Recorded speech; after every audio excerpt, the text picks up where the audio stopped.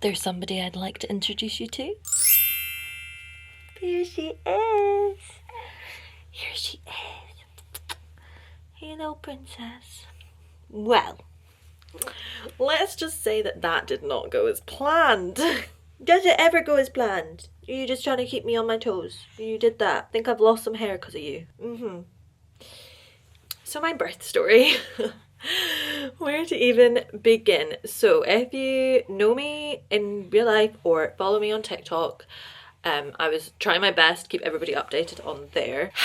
So, because of losing your big brother, your gorgeous big brother Cody, it was always planned that I was going to be going into hospital early. So at 33 weeks, I packed my suitcase and off I went to the hospital to camp out. And I was just getting checked every day. All my checks were good. And then I had my last scheduled growth scan on the 21st of October. And I was chill. I was like, oh, just go to this, see the baby's all right, all good. My C-section was scheduled on the 27th of October. So it's 6 days before. I go to my wee scan, take my way down to the ultrasound department. And I've obviously at this point, I've had so many scans. So I know what a scan looks like. I know how it goes. I know the order they do things. And the sonographer was scanning this part of me, well, of her obviously, and was just was taking her time over a particular section which they don't normally scan. And I immediately knew that wasn't normal. And I was like, what are you scanning? And she was like, well, I'm just trying to work that out. I think it might be fluid. I hysterically burst out crying because fluid is not good in any situation. And obviously I'm so anxious because I'm just I want her out healthy. I just want to know that she's okay. And the sonographer couldn't tell me what this fluid meant. And so she was like, oh, I'll go get a doctor. So she was like, are you okay on your own? She had to leave me on my own in order to go get a doctor. Because also my appointment was at 4:30, which kind of meant a lot of the day-to-day hospital staff were going home. And so I was left on my own, but I agreed to be left on my own for her to go. She came back eventually and was like, I'm so sorry, all the doctors, there's an emergency in the labour ward, they're all there. So I had to just keep waiting. All the fetal medicine doctors had gone home because it was 4:30. And so I just was literally felt like I was dying. I can't explain to you. Oh, I don't know. I think it's just when you're so scared of any bad possibility to then actually be given one that she has fluid. And obviously I immediately just start Googling what does fluid mean? And there was possibilities of, I think it's called hydrophyllus or something, where it was essentially fluid gathers in their tissues, which is really not good. And so obviously that was freaking me the hell out. And then anyway, I made my way back up to the antenatal ward, and then eventually a doctor comes and she's like, right, I'm going to rescan you. So I got rescanned at the bedside and she couldn't see the fluid. And I was like, okay, well, but that doesn't make me feel any better because I saw the fluid with my own eyes. I saw something that's not normally on her scan. And then a few hours passed and then they did another scan and they were like, we still can't see it. And I was like, well, once again, I'm not going to calm down because I saw it. So then we came to the conclusion that I was not going to chill, and that keeping her in for 6 days was going to do nobody any benefit. So they'd said, right, if you would like, we can give you your first set of steroid injections today, and then 12 hours you get your second one and you'll have your C-section tomorrow. And I was like, yeah, right, do it. And I really tried in that moment to just calm down and be like, you know what, 2 doctors haven't seen it. Maybe if it is there, it's tiny or whatever. I was just really trying to be positive as I could. And I think I was. I wasn't catastrophizing at that point. And I was really trying my best because obviously I knew if I was stressed, she would feel my stress. And I was just trying to be happy. I don't know if happy is the right word, but we were trying our best. Anyway, comes round. C-section's happening, we're all excited, we're in the delivery room and all's fine. They take her out. Now obviously she's going to be born early, she's born at 34 weeks. So we had the expected possible complications of an early delivery, such as maybe needing some breathing support, maybe needing some blood sugar help, some temperature help, regulating help. That's all things that were expected and fine. They take her out and she's screaming. So immediately I'm like, oh my goodness, because with Cody, he didn't come out crying. So although we'd been told she might not come out crying, because it is also very normal for C-section babies to not come out screaming, to hear her scream was just such a relief. And then she was taken to the little room next to the operating theatre where the NICU team are and do all their checks and things. And then I had to put her on CPAP, which was fine. Like, again, that was something that I had been told to possibly expect because she was early. And we were told that, like, worst case would be she would need intubated. But they were hopeful that they wouldn't need to intubate. But then they did. They were like, her oxygen requirement is 100%. Like, we're going to have to intubate. I'm really sorry. And I was like, no, like, do whatever you need to do. It's fine. So she then got intubated. Her oxygen was on 100%. And like what we breathe is 21%, to kind of give you the idea of, she needed a lot. The most you could get. And then I was taken to recovery and I was fine. Like, again, nobody knew that there was really anything wrong per se. We just thought it was kind of just normal breathing things with her being early. And then I was so desperate to feel my legs again after my C-section, so I was like willing it. I think I probably had one of the speediest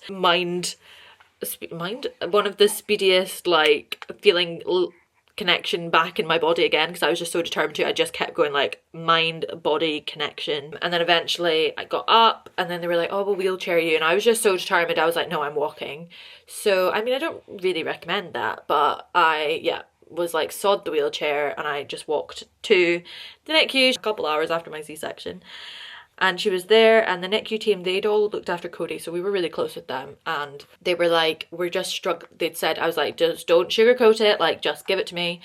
And they were like, we're just really struggling to bring her oxygen requirements down. Like, we've done everything. We've given her surfactant, which can help with their lungs. And we're not able to bring her oxygen requirement down. And then we were told that I think they had one more thing to try, which I can't remember what it was, but they were like, if that doesn't work, like, you might need to be transferred to Glasgow, to the Royal Hospital for Children, because they can do a procedure called ECMO, where it sounds awful, cannula to put in her neck, and they take her blood out, and they thought it was to do with like high pressures in her lungs, and then they can like filter it, I don't know if that's the right word, and then put it back in. And then because their requirements weren't coming down, they were like, okay, you're gonna have to be transferred. And we were like absolutely heartbroken, but it was like, you just do it. Like, you're in such survival mode, you don't really question it, you just go. Obviously I just had a C-section and I'm in the hospital as a patient also, and they were like, oh, you'll need to stay at this hospital for a few days before you can get transferred. And I was like, that's not happening under no circumstance. So I was like, either I said it nicely, but I was like, either you transfer me, or like I will get my partner to drive me in a car. And they were like, we really don't recommend you driving, like, not I wouldn't be driving, but like being in a car after your C-section. And I was like, well, evidently, like, that's not ideal, but nothing about the situation is ideal. So Tristan came and got me, and off we drove, and let me tell you, that was a painful drive. There's many potholes on the roads in Scotland, let's say that.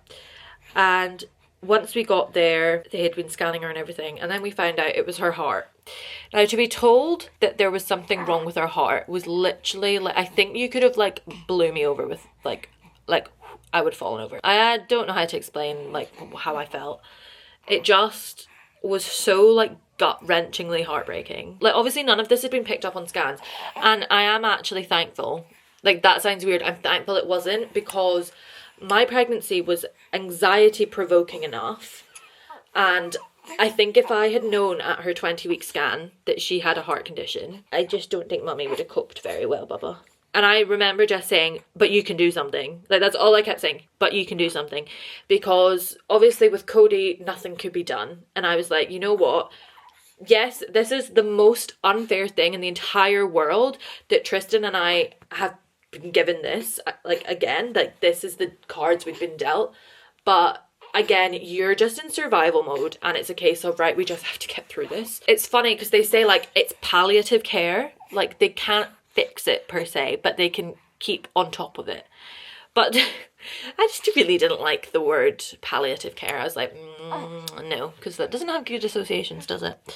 But they were positive, and I was like, you know, like, will she be able to live a normal life? And they were like, yeah, like, most people can, they'll live like way into their adulthood and everything like that. And I was just like, I just needed to be given every positive and every piece of hope to cling on to with all hands. So after her echoes, which is a cardiac heart scan, they had determined that she had pulmonary valve stenosis. Basically, she had a very narrow pulmonary valve, which is the valve that like sends blood to your lungs. And that's obviously why she was having trouble. Part of the reason she was having trouble breathing. Her tricuspid valve was leaky, so there was regurgitation on that. And because of the narrowing of the pulmonary valve that goes into the right ventricle, her right ventricle was small because it needs blood flow to grow. Hi. And obviously her blood flow had been restricted, so her ventricle hadn't grown as big. And also because her right ventricle was having to work harder, the walls of that ventricle were thicker, because it's like working a muscle in the gym. The more you work it, the bigger the muscle grows, but you don't want thick walls in your ventricle.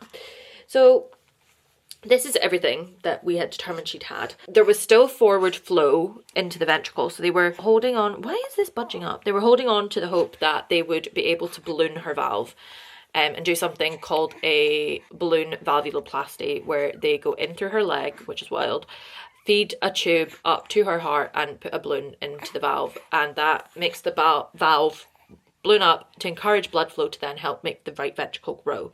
So they do this to see if over time will her right ventricle be able to deal with the higher workload. The day of her valvuloplasty, it was like, oh, that was just such an awful feeling, like just knowing that her getting taken away from you, like getting wheeled away, you just have to distract yourself. And I literally was like, I'm gonna go to bed.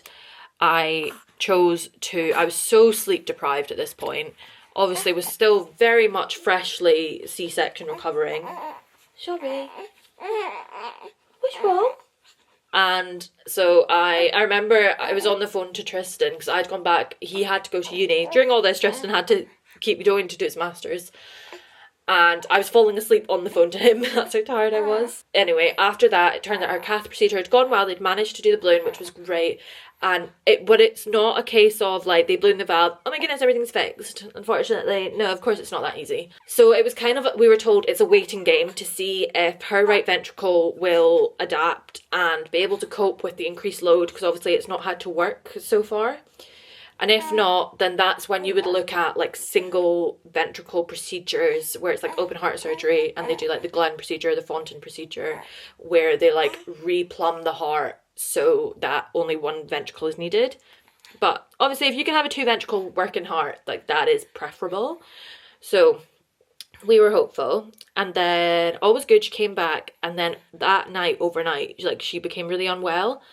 And I'd phone and I was like, oh, how is she? Because you can phone like the nurse that's at her bed and ask how she is. And she was like, oh, she's actually really not doing great. It wasn't a case of like, get here immediately, but they were just saying she's not doing well. We think she might need another procedure, because as well as all this, Penelope had a lot of fluid on her. Yes, I'm talking about you. Yeah, I am. I'm talking about you. I am. I love talking about you. You're my favourite.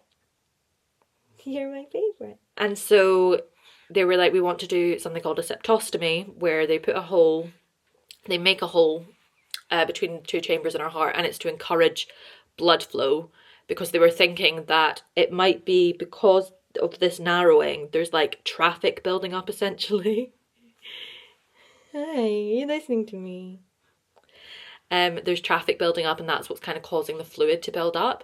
So the septostomy was just giving it another way to help forward flow. But there was risks with that, that it possibly like causes the blood to just like basically circle in a figure of 8. That was a risk that came with it, but again, it was kind of like, this was your only option. So we agreed to septostomy, and they were all gowning up, gloving up, ready to do it. We were about to leave the room, and then they were doing like their last checks. They did another echo, and then suddenly they found a blood clot in her femoral vein, I think. Is that even the thing? Femoral artery? And I had to basically abandon the procedure, because they said if we do this procedure, we're essentially giving that clot a one-way ticket to her brain, which would cause a stroke. And so that was an absolute roller coaster of emotions, because like you're like bigging yourself up, you're psyching yourself up for a procedure, and then immediately they abandoned it because she had this clot. And yeah, that was just an absolute whirlwind. And so because they couldn't do that, but still needed to do something about this fluid, because it was the fluid that was now causing the issues, she got transferred to PICU. So at this point she was in the NICU, she was transferred to PICU. I always wondered, what's the difference, NICU, PICU? Obviously it's neonatal intensive care or pediatric intensive care. From my understanding and being in it, pediatric is a step up from NICU. Like, that's more intensive than NICU. So we got sent there, and it was a case of using diuretics, things to make her pee, and they'd done a scan of her chest and had seen fluid in her chest. And so they were like, I think we're going to have to put a chest drain in. And I was like, do what you need to do. Don't, like, I will deal with coping with it.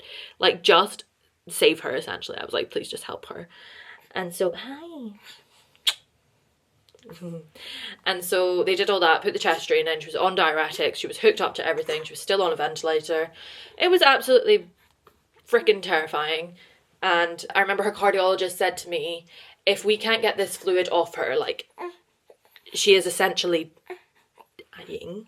Like, he said that word, he's like, and I really don't want to use that word, because they knew all my story with Cody, and they just couldn't get over how unfair this was. But if she stays, like, she was stable at this point in PICU. They were like, if she can stay at this point and we can get this fluid off, you know, like, we won't have to do the septostomy. But he was saying that if it doesn't work, he was willing to do the septostomy regardless of the risk of the stroke. Again, freaking terrifying. Like, if your option is to potentially cause your child having a stroke, or, like, there was just so many possibilities that were just horrendous that were given to us. And I, was just saying all my prayers and just, like, begging and hoping that what they were doing would work in getting the fluid off of her. So once they put the chest drain in, a lot of fluid started coming out, and the fluid itself was yellow, and I was like, why the hell is it yellow? And then they determined that the fluid coming out was something called chyle. So she had a chylothorax, and I have subsequently concluded that it must have been a congenital chylothorax, because that would have been the fluid that they'd seen in the scan, because it was in the same place. And chyle is fluid from your lymphatic system, and she'd obviously had, like, a leak or something that was causing it to go into her chest, and it wasn't good. It was very, very bad. And so that's what we had to work on getting out. So they were draining it. And at this point, because she had chyle, she was put onto a special feed called monogen, which has low chain, small chain fats, something like that. I'm no scientist. But the fat content in it is specifically, it's like pre-digested, because if she was to consume my breast milk that's got high fats, that would just lead to her producing more chyle. So she was on monogen, but even after a period of time on the monogen, she was still creating chyle. So then they had to put her nil by mouth, so she got no milkies at all and was given TPN, which is nutrition that just goes directly into, like, IV access. I think it was in her PICC line. And she wasn't a fan of that. She was one very hungry bubba. Weren't you? You don't like being starved. No, you weren't a fan. It was actually so sad. There was one point she was just sucking on her fingers, and you could hear her from the other side of the room sucking on her fingers, and it was really sad. Right. So we were in PICU for like 6 weeks. That was a long time. But I will say the staff and they were absolutely amazing, and I became really close with a lot of the nurses because they were just amazing. And this little munchkin, once they got all the fluid off, she was tiny. Like, so it turns out she was 6'11" when she was born, but I've concluded that a lot of that was fluid retention, because then you were down to just a little 5 pounds. You were tiny. So it was really working on getting her weight up. So again, that's what the TPN and lipids was for, to help her gain weight. Throughout this whole time, we were kind of having changes from off the ventilator onto high flow oxygen to then she was breathing on her own, when she was absolutely fantastic doing that. Yeah, you were. And then eventually, over time, we got rid of the fluid, didn't we? The fluid was gone. And then we were able, after 2 weeks of nil by mouth and on TPN, she was able to go back onto monogen. And then it was a case, we were told, like, it would be about 6 weeks on monogen before she could try my breast milk again. Just to make sure that chylothorax had cleared up. I will say the thing about the chylothorax, they're quite normal for people who have had, like, open heart surgery, like it's trauma to the chest, but she hadn't had that because her procedure was through her leg. So that's why I'd concluded that congenital chylothoraxes are a thing, and that just means congenital, just means they're born with it. And that's what we concluded that you had. So fast forward, they'd said like she was doing amazing, and you know, like the fluid we think had dried up, and she really wasn't on any need to be in pediatric intensive care anymore, which was just amazing. And so they wanted to transfer us to the cardiac ward, because there's a specific cardiac ward in the Glasgow Children's Hospital. And that being moved there was wild. Like, it just felt like the days in PICU were so long, and we were, like I said, we're there for weeks, and then suddenly we were just getting moved to PICU, not PICU, sorry, the 1E cardiac ward. And it was just wild. And in a way, like, I wasn't sad. I was so relieved and so happy, because obviously, like, that's one step closer to the door. But, like, the staff in the PICU couldn't have been more amazing. They were just the best. And we became really close with them, because I spent all day, every day by Penelope's bedside. Yes, it was a bit of a Groundhog Day for Mummy, but I didn't mind, because I didn't want to be away from you. And when we were in 1E, it was wild. It was just suddenly like, take that off. She didn't have her heart rate monitor stickers on. She just had a little SATS probe on. She was still on antibiotics, because at some point she'd picked up a little infection. And I think it was from her PICC line, if I remember right. And so she was just running a course of antibiotics for them. But it was all good. Like, her infection markers were coming right back down, so it was all fine. And then they were like suddenly talking about her getting discharged. And I was like, pardon? It hadn't even entered my mind, like, the possibility of us being home for Christmas. Like, I just thought, I'm not going to do that to myself. I'm not even going to pretend that it's a possibility that we could get home. And he's smiling at me.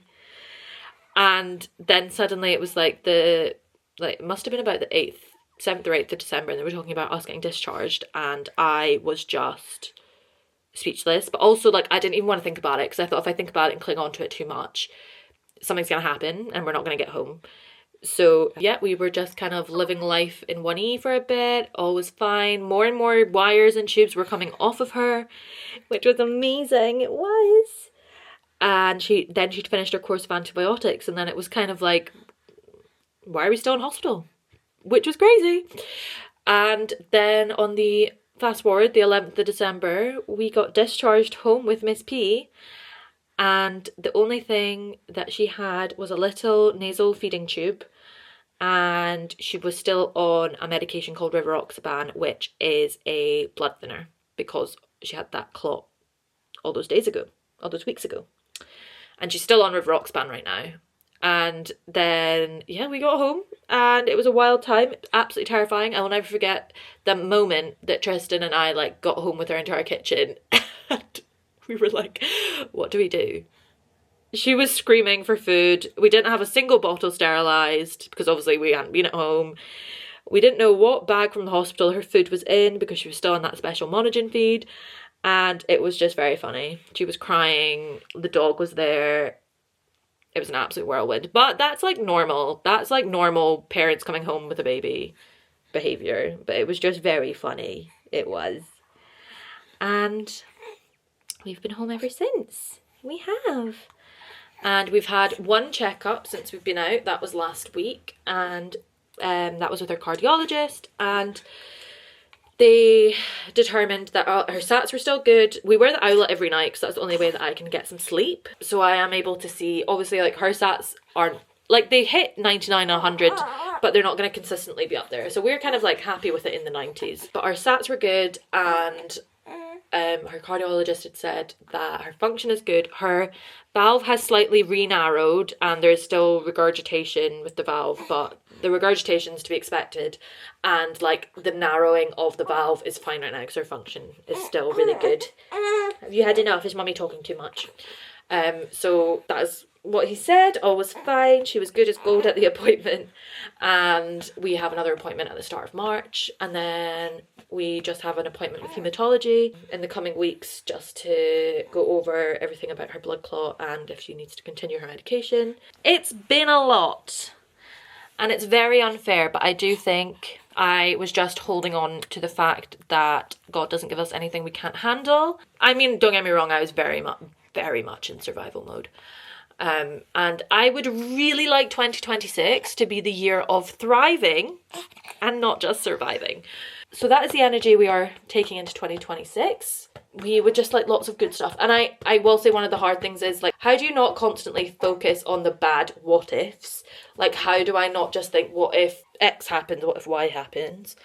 But I am really trying not to do that, because you could be worrying about something that never comes, and this little gal is one feisty little gal. Hey, aren't you? That's what you've shown us. And I just think I like to believe that Cody's looking over her, Cody's keeping her safe, like Cody helped her get through that, and yeah. You just have to stay positive, and you're so brave and strong, so mummy has to be brave and strong. You are. And as you can see, we have no nasal tube, because I don't think I said, she pulled that out. She pulled that out on like the 15th of December, and I didn't need to put it back in because she was finishing all of her feeds. And now we're back on mummy's milk. Not even back on, you've never been on mummy's milk. You had a little bit when you were born, and I can tell you, she's a boob fiend. Aren't you? Yeah, you are. You like the booby. She loves the milkies. This gal can eat, and we are getting big. So yeah, I think we're definitely in the 10-pound region now. And that is the story of how Miss Penelope Stephanie Farmer was born. Hey, and she is just my absolute world, aren't you? Oh my goodness, yes.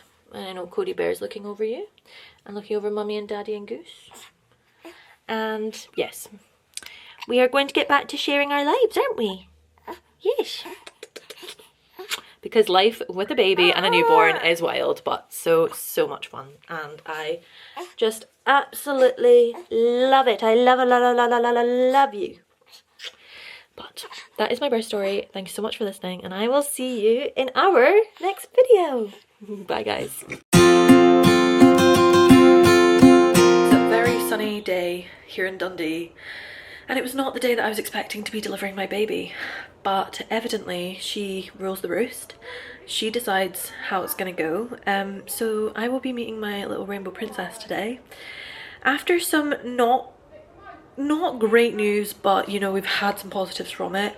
I had a routine scan, growth scan yesterday, just to make sure she's growing fine, and the sonographer spotted a tiny bit of fluid next to one of her lungs, so it's called fetal pleural effusion. I went to absolute panic mode, as obviously, like, as I would. And I've been seen by the head of fetal medicine, and I've had 2 more like emergency bedside scans. The fluid, they couldn't see it. That's not to say it's not there. It's just, you know, if it is, it's small, which is a good thing. We had the stress of there not being any space in the NICU, and I was like, I am not transferring hospital. I need to be in this NICU with this staff. Like, these are the staff I know, like, they dealt with Cody, and I trust them, like, with my life. They need to look after my baby. They had 1 bed left, so it is reserved for us after my C-section, and it's just never smooth sailing, is it? I've had my 2 steroid injections. Pain in the literal ass, literally. They are so sore. Had them. I've had my omeprazole, and I'm now fasting. I did have some breakfast. I had some porridge and a bread roll this morning. My blood's taken. I've had all the poking prodding done till the C-section, so I guess that's also another positive. And we're really just holding on to all the positives today. Best thing is to get her out, because you can test so much easier when she's out. You can do scans directly on her, not through me. So she will be 34 and 4, which is premature, but it's obviously like towards the higher end. It's like late preterm, which again, another positive. Harnessing all the positivity. I'm really trying to not hold the tears in. You're allowed to cry, but like, you know, if I cry, I go too far down the negative route, and I just need to stay positive. Plan is to have a bath, get some colostrum, and my mum's coming through, and it is just wait it out until surgery, and I will be meeting our little princess, and we'll be deciding on a name, because we have a list of 12 right now.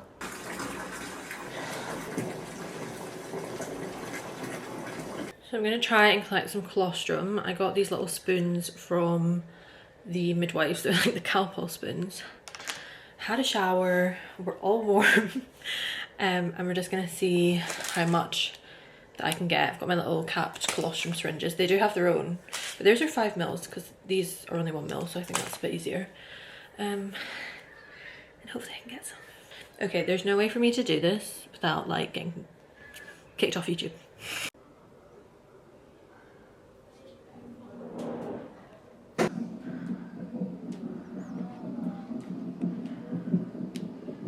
Oh.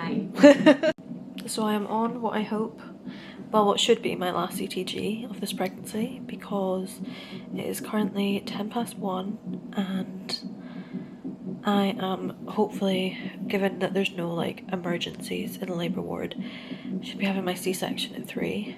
I'm feeling a bit panicky,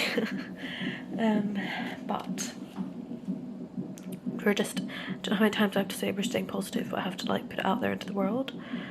I've met all the teams that are going to be looking after us, and deep breaths, but we are beeping away. Tristan's on his way. Would you believe that he, of course, got a flat tire last night in Edinburgh? Like, there's just so many things that are just rather inconvenient, but I just keep saying that Cody's playing puppet strings up above, and he's just gone, how can I make this fun for Mum and Dad? So yeah, I am very excited to meet her, and just praying and manifesting that all will be good, and you know, if there's anything, whatever it is, it can be treated, and we just have to stay positive that our little rainbow princess will be coming home happy and healthy whenever that is, however long we're in the NICU, that's fine. So last check-in before I'm getting ready for my C-section.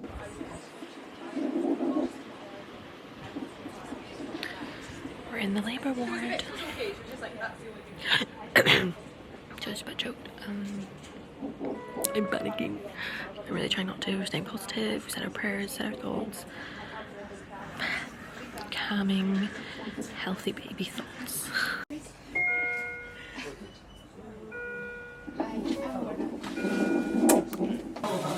I'd be feeling numb. Yeah? There'd be lots of people in this room. Only 3 behind here. 13 maybe? How are you feeling? No, there's like 1, 2, 3, 4, 5, 6, 7 people. So you'll get... Not including. No, you're Clean down below and then catheter after that, okay? Sound good? You're getting cathetered. Easier than trying to. I'm not watching that. So much easier. There's so much shit going on over there. You can put it on the camera. Please don't have a port Yeah. It'd be cold. so it, like, it really annoys me. So one of When you're like hanging over trying to give it. Why are they massaging my legs? They're cleaning. Yeah, so next thing you'll feel is them lifting your legs, or you might not This feel. is the best but feeling it'll, ever. it'll be Like, that is so the- strange. There are simply no words to explain this experience. Like I said, if you want, we can do one on Tristan. Yeah, after, just Tristan. for comparison. Just imagine not being able to feel your legs. Okay, just to clean down below. Clean it It's down so weird. Can you imagine being numb, but like you can still feel everything? Just like touch and feeling. I don't like tubes going in places. Imagine getting a little tube up your... I think they do. That's where it goes for a man. That is where it goes.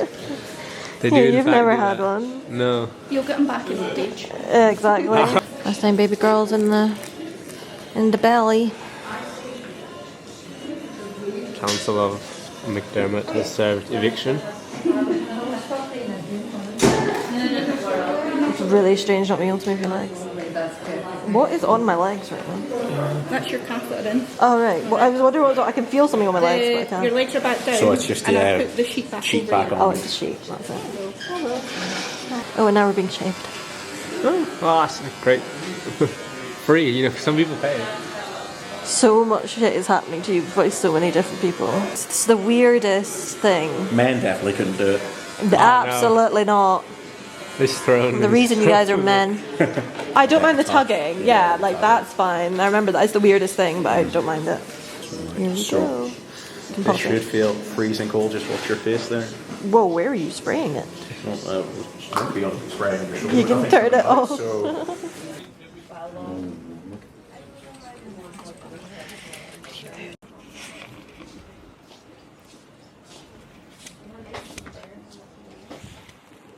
We're all done. She came out screaming, but crying, which was really nice. And they put her on some CPAP, and they are going, we've taken her up to the NICU now. So I'm just waiting for the end of my drip, which will be like a couple of hours, and for the feeling to come back into my legs. And then I can go see her. But I got some skin to skin, which was lovely. We're feeling glam. Let the air out.